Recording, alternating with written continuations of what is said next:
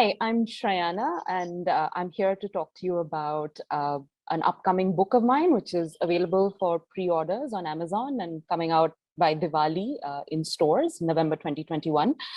The book is called Desperately Seeking Shah Rukh, India's Lonely Young Women and the Search for Intimacy and Independence. That's the cover.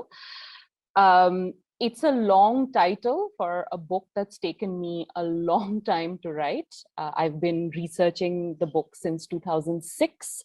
And through the contents of the book, I followed the lives of different women. They're divided by class, caste, community, but they're united in their quest for pleasure, their quest for fun, for love, to make a life of their own. And all of these quests are somehow symbolized and come together in their love for actor Shah Rukh Khan, and I'm one of these women. And I followed these women for more than a decade of their lives. Two insights to me from the book, and I hope those who read it, this will resonate with them and will speak to them through the stories in the book. Is that it's unusual to think of what does film and fandom teach us about the lives of women and particularly the economic lives of women, which is of interest to me through this book. And for that, I have to take you back to 2006. I had just finished my training in development economics, and I was a big believer in quantitative data. I wanted to collect numbers on wages, on working conditions, on employment for women. And I was sent to the slums of Ahmedabad to do a survey of home-based workers. These were poor women living in low-income settlements, making garments and agarbattis at home. And we were doing questionnaires, with them about, tell us about your wages, tell us about how many hours you work.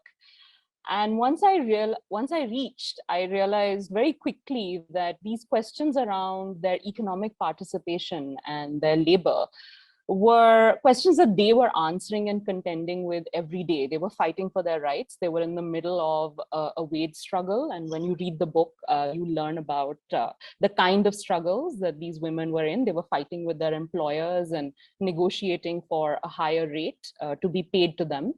And they found all these conversations about their own deprivation rather boring. And we started taking breaks to talk about things we loved. And the one person we all seemed to love in common was Shah Rukh Khan. And I realized actually when I was talking to these women about fandom, fundamentally, we were actually talking about their economic struggles, because most of them confessed struggling to find money, struggling to find free time, the media devices, to actually just take time off and enjoy a film or even watch a song or listen to a song. And most of them were interacting with Shah Rukh's iconography and his films through music that would play while they were working, making garments or making these agarbattis, or in some cases even beedis. And you learn about the songs that they play and they listen to when they're doing their work as you read the book. But a very important point at that stage, I realized very quickly, was that talking about pleasure and the things that gave these women pleasure was fundamentally linked to talking about their economic struggles as well. And that was important. And as an aside, one of the principal characters in my book, who's a community organizer in Ahmedabad, she's a home-based garment worker, explained to me that the film Kuch Kuch Hota Hai could teach us why women did not want to take housing loans in their own name and would prefer taking loans in the names of their husbands. I'm not going to tell you why. You'll have to read the book to find out about what a film can teach us about women's financial decisions. But I started to realize very early on in my career that these were very intrinsically linked. Fandom, pleasure, and the economic struggles and the poverty and wages that these women were fighting for.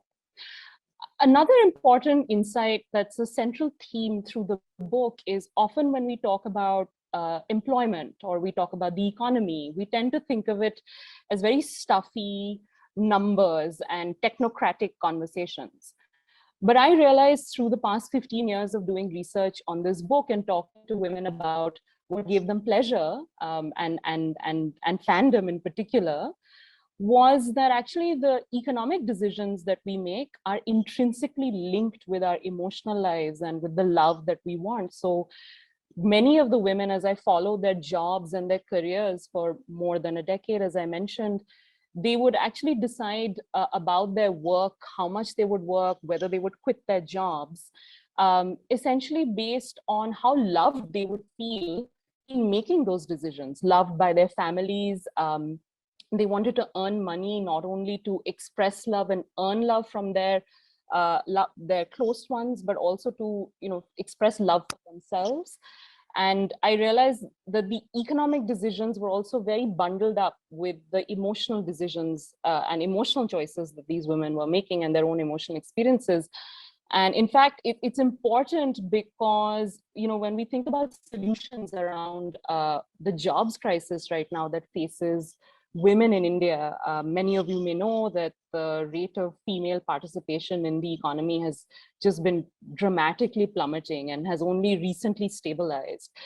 Often the solutions tend to be very technocratic. So we need the right policies, we need transport vouchers, we need workplace environments that are safe, and all of that is absolutely critical. But what I realized through talking about pleasure and love as it creates and relates to women's economic decisions was that actually women, even in the best circumstances with the right infrastructure, with all the right policies, many women would still choose not to work or would work in low-paying part-time environments because they feared that they would risk losing love and respect from their families or their children or the men in their lives if they decided to pursue their economic independence, their passions, professional passions outside the home. And the fear that being outside the home would then subject them to, other kinds of risks. And so they would actually, and economists have started calling these emotional taxes on women, which are levied and guide their economic decisions. And I realize when you ask women questions about their participation in the economy through the prism of pleasure and love, you learn much more, because what we realize is that the solutions to women's jobs crises is not just technocratic policies, but also family counseling, thinking about community organization, creating groups of women and workers' collectives, which are absolutely critical in making women feel secure and loved in their decisions. So I'll close with this. Look out for the book. It'll tell you how Kuch Kuch Hota Hai is related to housing loans, and it'll tell you about how the economy is nothing but our quest for pleasure and love. And also about how Shah Rukh relates to all of these. Thank you.